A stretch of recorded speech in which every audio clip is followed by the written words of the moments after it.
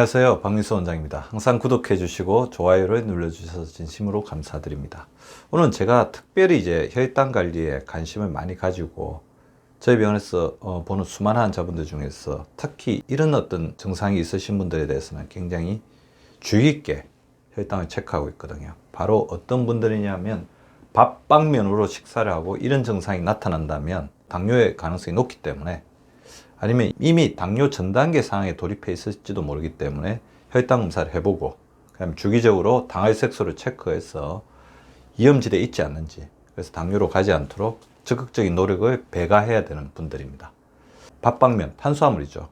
그래서 탄수화물이 주로 있는 어떤 식사를 하고 났을 때 식후에, 그러니까 4시간 이내에 이런 증상이 나타난다면 반드시 주의를 해야 되는 증상들에 대해 살펴볼 건데, 식후 이런 증상이라면 흔들린 느낌, 몸이 막 흔들립니다.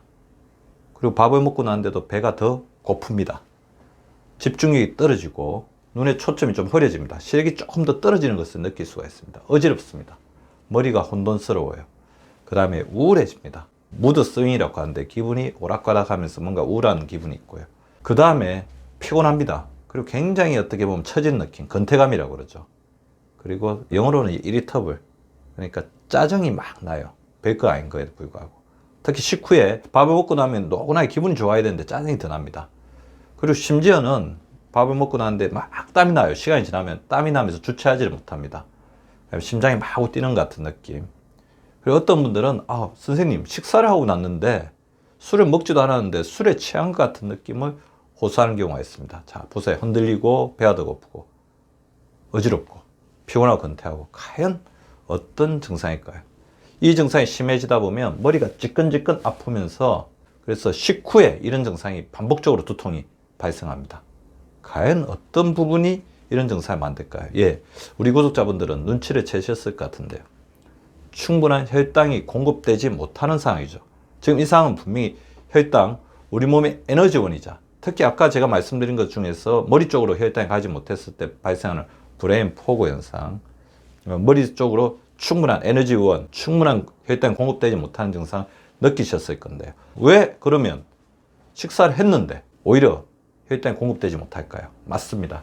반응성 저혈당, 영어로는 Reactive Hypoglycemia라고 하는데 4시간 이내, 식후 4시간 이내 급격한 혈당 이자, 아마 이 그래프는 많이 보셨을 거예요. 식사 후에 혈당이 급격하게 오릅니다. 그 다음에 이 혈당을 혈액소에서 너무 많이 돌아다니면 안 되잖아요. 근데 또 이거에 반응해서 우리 인슐린이 가민하게 반응해서 인슐린이 폭발적으로 분비가 됩니다. 적당히 분비되면 한 이 정도까지만 떨어지겠죠. 그러면서 저혈당이 빠지지 않고 올라갈 건데 폭발적으로 분비되면서 고혈당 이후에 인슐린의 폭발적인 분비로 이 저혈당에 갔을 때 교감신경계가 활성화되면서 굉장히 불안해지는 그런 증상이죠. 그리고 이 증상이 되면 대부분의 분들은 또 불안하고 힘들기 때문에 또 이렇게 당 찾을 수밖에 없어요. 찾아서 다시 고혈당을 이렇게 왔다 갔다 하면서 인슐린의 피로현상이 나타난 것, 그것을 제가 혈당 거내뛰기라고 했는데, 이런 고혈당 이후에 인슐린의 폭발적인 분비로 이 저혈당에 빠지는 증상, 이 저혈당에 빠지는 것을 반응성 저혈당이라고 하는데, 이 4시간 이내, 식후 4시간 이내 증상이 나타나면서 제가 금방 말씀드렸던 증상이 나타나면 그 자체가 당뇨의 초기 사인, 위험 신호일 수 있다는 겁니다. 진단은 어떻게 하겠습니까? 자, 이런 이야기 들으면 저 같은 사람은 의심을 하겠죠. 이분들이 밥방면을 먹었을 때 식사를 했는데 오히려 혈당이 떨어지는 것 같은 저혈당 상태의 증상을 호소한다면, 이거는 식사 자체가 저혈당을 일으키는데 촉매제로 작용했다, 반응을 촉발시켰다, 그렇게 보는 거죠. 이때 혈당을 체크해 보면 70 이하로 체크됩니다. 저혈당이 나오는 거죠. 그래서 외국의 가이드라인을 보면 이때 어떻게 하라고 합니까? 15g의 당을 섭취하라고 합니다. 당을 빠르게 섭취할 수 있는 마른 과일, 소프트 드링크, 우리가 평소에는 먹지 말라고 하는 그런 드링크죠. 혈당 올릴 수 있으니까 주스, 설탕 같은 걸 드시고 15분을 기다렸다가 다시 혈당을 재보라고 합니다. 혈당이 올라가지 않으면 또 이렇게 먹어야 되죠. 혈당이 올라갔다면 안심하고 생활을 해야 되는 겁니다. 자, 이거는 이제 임시 방치라고 할 수 있습니다. 혈당이 떨어졌기 때문에 그거에 대해서 막으라고 하는 거죠. 그러면 반응성 저혈당의 원인은 뭘까요? 이걸 이제 슈가 크래시, 혈당이 크래시, 충돌해서 깨진다, 추락한다, 그런 말인데, 아까 제가 말씀드린 것처럼 너무 많은 당이 유입됐죠. 그럼 혈당이 일반 사람에 비해서 지나치게 빨리 오릅니다. 자, 이거는 굉장히 복잡한 메커니즘을 가지고 있는데 아직까지 밝혀지지는 않았어요.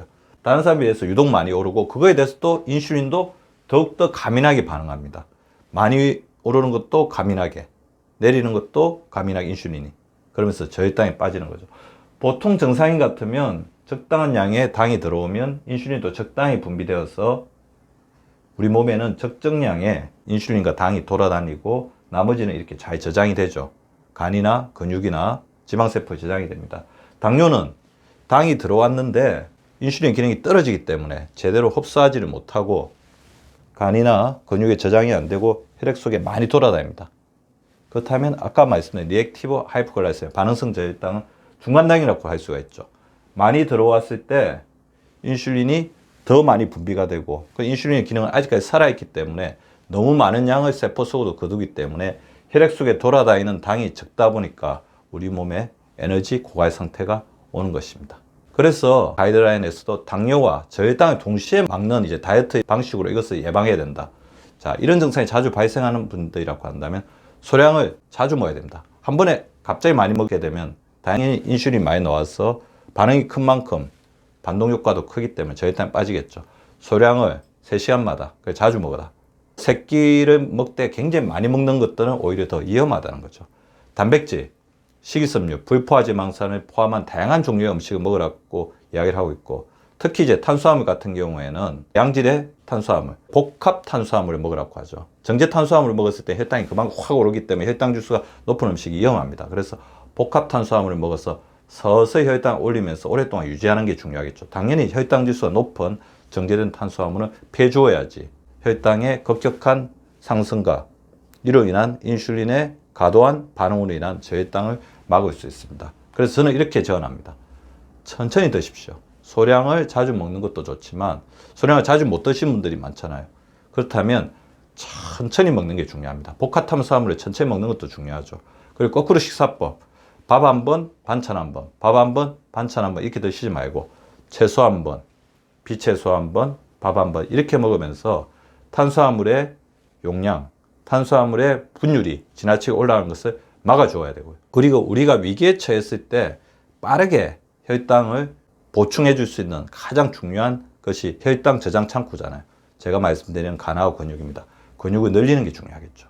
근육을 늘려서 인슐린 기능을 정상화시키는 게 중요합니다. 이거는 당을 잘 저장해서 제때 내보내는 것도 있지만 근육이 강한 사람들은 인슐린의 기능 자체가 항상 평온하게 잘 유지가 됩니다. 근육이 부족하신 분들이 인슐린이 굉장히 덜쭉날쭉하게 운용이 되는 것을 볼 수가 있습니다. 근육을 늘리는 게 중요합니다. 근력 운동을 하셔야 되죠. 단백질 섭취를 잘 신경을 쓰셔야 됩니다. 간을 깨끗하게 해서 우리 몸에서 필요할 때 적절한 당을 내보낼 수 있도록 클린한 간을 만드는 것이 중요합니다. 휴식, 그다음 충분한 수면, 지나치게 많은 약과 영양제를 먹으면서 간의 피로를 가중시키지 마시는 지혜가 필요하고요. 알코올과 흡연을 주의해 주시는 것도 필요합니다. 제가 말씀드린 4가지 제언을 잘 이렇게 실천하신다면 식후에 반복적인 아까 제가 말씀드렸던 증상이 나오시는 분들은 이것을 충분히 막을 수 있을 것입니다. 제가 이번에 이 자료를 준비하면서 참고한 논문 중에 재밌는 문구를 하나 소개하겠습니다. Reactive hypoglycemia can be an early sign of diabetes. 이것은 뭐냐면 반응성 저혈당은 당뇨의 초기 증상일 수 있다. 혈당 그네티가 이제 반복되다 보면 가정으로서 당뇨를 일으킬 수 있죠.